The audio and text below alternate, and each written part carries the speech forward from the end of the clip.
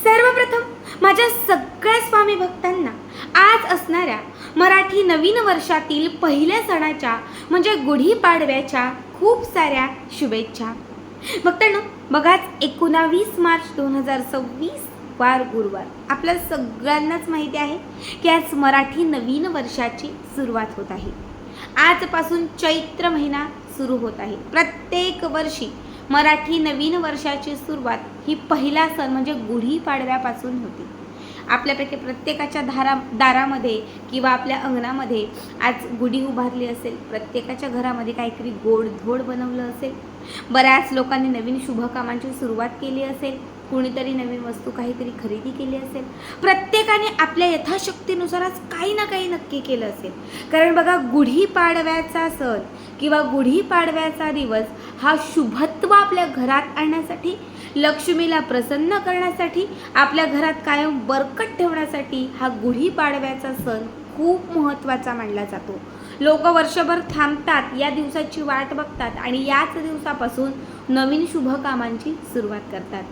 आज या व्हिडिओमध्ये मी तुम्हाला याच गुढीपाडव्याचा एक अत्यंत प्रभावी उपाय सांगणार आहे. आपल्यापैकी प्रत्येकाला सोनं, चांदी किंवा छान असं काहीतरी घेणं शक्य होतं असं नाही. कारण इच्छा असूनही आता सोन्याचे, चांदीचे भाव खूप वाढलेले आहेत. तुम्हीच काय, मला पण काही घेता येत नाही. मग आपण जरी सोनं नाही घेतलं, एखादं नवीन घर नाही घेतलं, गाडी नाही घेतली, कुठलं शुभ काम सुरू नाही केलं चालेल.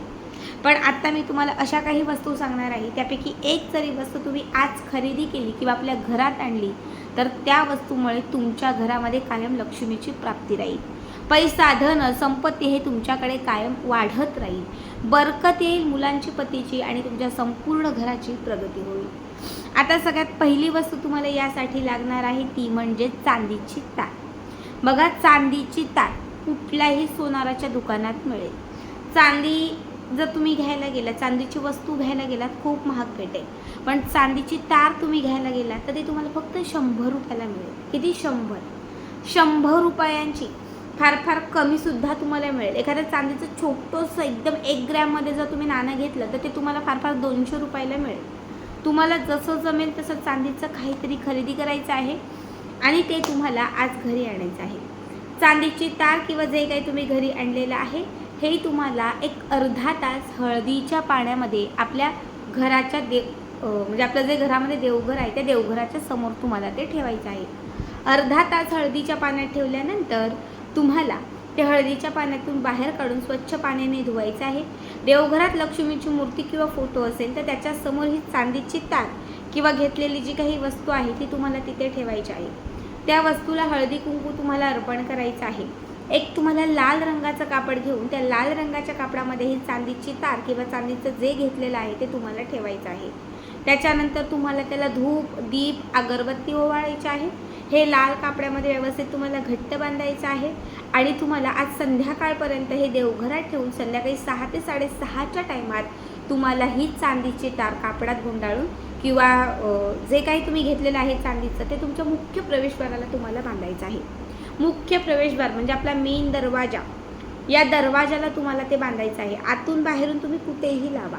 जर आज गुढीपाडव्याला ही चांदीची अभिमंत्रित केलेली वस्तू तुम्ही तुमच्या मेन दरवाजाला, दाराला तुम्ही बांधली, तुमच्या घरामध्ये कायम सकारात्मकता येत राहील, पैसा येत राहील, धनात वृद्धी होत राहील. तुमचं संपूर्ण घर हे कायम धन, दौलत यांनी भरून राहील. आता हे किती दिवस ठेवायचं तर तुम्ही वर्षभर ठेवा किंवा कायम ठेवा. माझ्या दाराला मी 4 वर्षापूर्वी ही चांदीची तार बांधलेली आहे, अजूनही ती तशीच आहे. आणि तुम्हाला खरं सांगते, जेव्हा तुम्ही ही चांदीची दार अभिमंत्रित करून दाराला लावता त्याच्या काही दिवसात अनुभवायला सुरुवात होते. पैसा येतो, पैसा टिकतो. बऱ्यापैकी घरामध्ये असणारं जे काही आजारपण आहे ते बाहेर जायला लागतं. घरातील कटकटी कमी व्हायला लागतात. कारण चांदी हा धातू आपल्याला शुभत्व देतं. चांदी हा धातू अत्यंत थंड मानला जातो. चांदी तुम्ही हातात, अंगात कुठेही परिधान केली तर असं म्हटलं जातं की आपली चांदी होते. म्हणजे आपल्याला हव्या त्या गोष्टींची प्राप्ती होते. कायम आपल्यासोबत शुभत्व राहते. आता तुम्हाला मी दुसरी वस्तू सांगते. दुसरी वस्तू आहे तुरटी. तुरटीसुद्धा लक्ष्मीला विशेष प्रिय मानली जाते. तुरटी ही पैशाला खेचून आणते, घरामध्ये पैसा स्थिर करते. तुम्हाला आज मार्केटमधून किंवा बाजारातून एक तुरटीचा खडा आपल्या घरात आणायचा आहे. तुमच्या घरात जरी तुरटी असेल तरीसुद्धा तुम्हाला खरेदी करायची आहे, ती घरी आणायची आहे. आणलेली तुरटी लाल रंगाच्या कापडावर आपल्या देवघरामध्ये ठेवायची आहे. एका वाटीमध्ये थोडं कुंकू घ्यायचं आहे.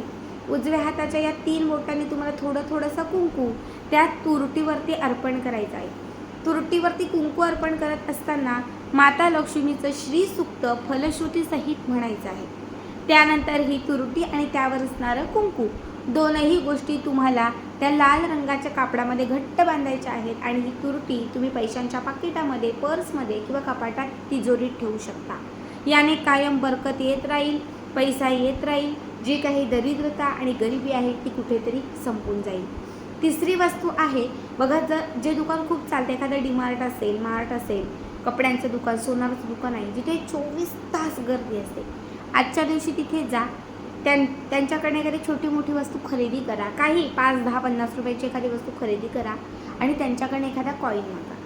तुम्ही जे पैसे त्यांना द्याल, जेव्हा ते रिटर्न त्यातले पैसे तुम्हाला देतील तेव्हा आवर्जून त्यात एक कॉईन घ्या. आता हा कॉईन घरी आणून आज तुम्हाला तो स्वच्छ धुवून तुम्हाला त्याला हळदी कुंकू अर्पण करायचं आहे. लक्ष्मीच्या समोर तो कॉईन तुम्हाला ठेवायचा आहे आणि हा कॉईन तुम्हाला आज पूर्ण रात्रभर देवघरात ठेवून उद्याच्या दिवशी आपल्या पैशांच्या पाकिटामध्ये किंवा आपल्या तिजोरीमध्ये एखाद्या कापडात बांधून ठेवायचा आहे. हा कॉईन कायम तुम्हाला सुद्धा यश मिळवून देईल. हा कॉईन तुम्हाला सुद्धा कायम बरकत आणून देईल. पुढची गोष्ट आहे मीठ. बघा, मीठ हे माता लक्ष्मीचे माहेरघर आहे. मिठाचा उगम समुद्रातून आणि माता लक्ष्मीचा उगम सुद्धा समुद्रातून. तुम्हाला आज एक मिठाचं खडं किंवा बारीक कुठलंही मीठ असेल, ते मीठ तुम्हाला खरेदी करून आपल्या घरात आणायचं आहे. आणलेलं मीठ एका काचेच्या बरणीमध्ये घट्ट पॅक करून तुम्हाला ते काचेची बरणी आपल्या घराच्या उत्तर दिशेला ठेवायची आहे. जर आज पाडव्याच्या दिवशी मीठ खरेदी करून ते काचेमध्ये बंदिस्त करून तुम्ही उत्तर दिशेला ठेवलं तर लक्ष्मी घरात बंदिस्त होईल. प्राप्त असणारा पैसा स्थिर होईल, पैसा येत जाईल, तुम्हाला हवा तितका पैसा मिळत जाईल.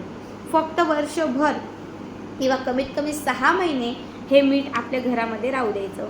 जेव्हा तुम्हाला वाटेल आता सगळं मनासारखं झालं, आता पैसासुद्धा आहे, सगळं आहे, तेव्हा हेच मीठ जे आहे ते तुम्ही फ्लश करू शकता, जेवणात वापरू शकता किंवा मग तुम्ही वाहत्या पाण्यात सोडू शकता किंवा एखाद्या गरिबाला दान करू शकता. ते तुमच्यावर आहे. पुढची जी वस्तू आहे ती म्हणजे कवडी. प्रत्येकालाच माहिती आहे की जसं लोहचुंबक लोखंडाला खेचतं तसं कवडी ही लक्ष्मीला खेचते. तुम्हाला बाजारातून आज एक छान कवडी विकत घ्यायची आहे. 2 ते 5 रुपयाला कवडी मिळते. तुम्ही पिवळी सफेद कुठलीही घ्या. एक कवडी आपल्या घरी आणायची आहे. आणलेली जी कवडी आहे ती स्वच्छ पाण्याने धुवायची आहे. ही कवडी लक्ष्मीच्या समोर ठेवायची आहे. तिला हळदी कुंकू अर्पण करायचं आहे. अभिमंत्रित केलेली ही कवडी तुम्हाला आज तुमच्या कपाटात किंवा जिथे पैसा तुम्ही ठेवताय तर त्या ठिकाणी तुम्हाला ते ठेवायचे आहे. कायम पैसा आणि धन तुमच्याकडे येत राहील आणि कितीही दारिद्र्य असेल ते कुठेतरी समाप्त होईल. शेवटची वस्तू तुम्हाला सांगते आहे कमळ बीज, ज्याला कमळगट्टा मणी असे म्हणतो. लक्ष्मीचं आसनच कमळ आहे. कमळाचं बीज हे घरात लक्ष्मीला स्थिर करते, घराकडे लक्ष्मीला खेचून आणते. तुम्हाला आज दुकानातून किंवा मार्केटमधून एक कमळ बीज आपल्या घरात आणायचं आहे. आणलेलं कमळ बीज स्वच्छ पाण्याने धुवायचं आहे. हे कमळ बीज एका लाल धाग्यामध्ये तुम्हाला घट्ट बांधायचं. लाल धागा घ्या, त्या धाग्यामध्ये हे कमळ बीज बांधा आणि त्याच्यानंतर हे कमळ बीज जे आहे हे आपल्यासोबत पैशांच्या पाकिटात, देवघरात किंवा जिथे तुम्हाला शक्य असेल तिथे ठेवून द्या. जोपर्यंत कमळ बीज तुमच्या घरात किंवा तुमच्या जवळ व्यवसायाच्या गल्ल्यात किंवा तुमच्या पाकिटामध्ये आहे तोपर्यंत तुम्हाला पैशांची समस्या येणार नाही. खूप साध्या सोप्या गोष्टी आणि साधे सोपे उपाय सांगितलेत. यापैकी एक जरी वस्तू आणली तरी खूप आहे. नक्की आणा आणि याचा व्हिडिओ कसा वाटला कमेंट करा.